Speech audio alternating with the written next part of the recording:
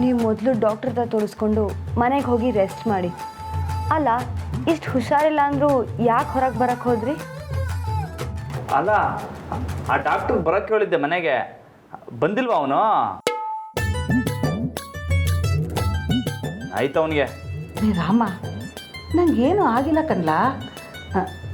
ಈ ಮಗು ನನ್ನ ಮ್ಯಾಗ ಕೈ ಮಡಗಿದ ತಕ್ಷಣ ಎಲ್ಲ ಸರಿ ಹೋಯ್ತು.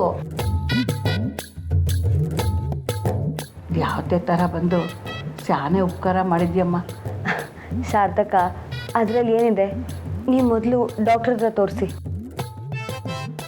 ಇನ್ನೂ ಡಾಕ್ಟ್ರ್ ತಗೋಬೇಕಾ? ಹಾಂ, ಹಾಗೆ ಬಿ ಪಿನೂ ಚೆಕ್ ಮಾಡಿಸಿ. ಅಂದರೆ ರಕ್ತದ ಒತ್ತಡ. ಸರಿ ಸರಿ, ಸರ್ದವ ಹೋಗುಮ್ಮ. ನೀನು ಬಿಡ್ತೀಯಾ? ನಡಿ ಹೋಗುಮ್ಮ. ನಡಿ. ನೀವು ಇಷ್ಟು ಬೇಗ ಹೊರಟಿದ್ದೀರಾ? ತಗೊಳ್ಳಿ, ಜ್ಯೂಸ್ ಕುಡೀರಿ. ಅಯ್ಯೋ, ನಿಂಗೆ ಯಾಕಮ್ಮ ತೊಂದರೆ? ಇದ್ರಲ್ಲಿ ತೊಂದರೆ ಏನು ಬಂತು? ತಗೊಳ್ಳಿ. ಸಾರ್ಥಕ, ನೀವು ತಗೊಳ್ಳಿಲ್ಲ ಅಂತಂದರೆ ನೀವು ಮಾಡಿದ ಅಡುಗೆ ನಾನು ತಿನ್ನಲ್ಲ.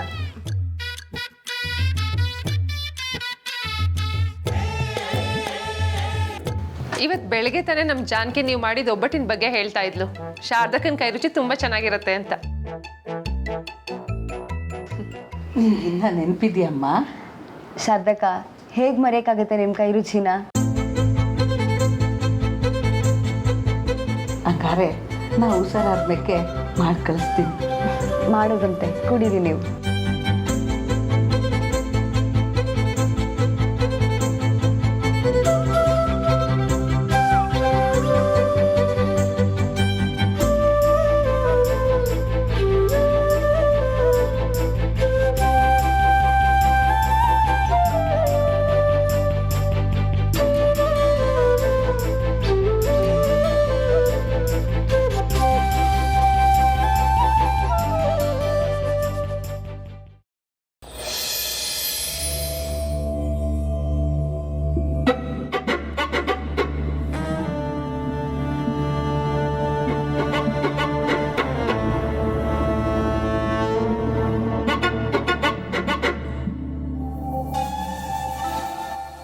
ಏ ಚಂದ್ರಿ, ಏನೇ ಈ ಮುದುಕಿ ಇನ್ನೂ ಬಂದೇ ಇಲ್ಲ?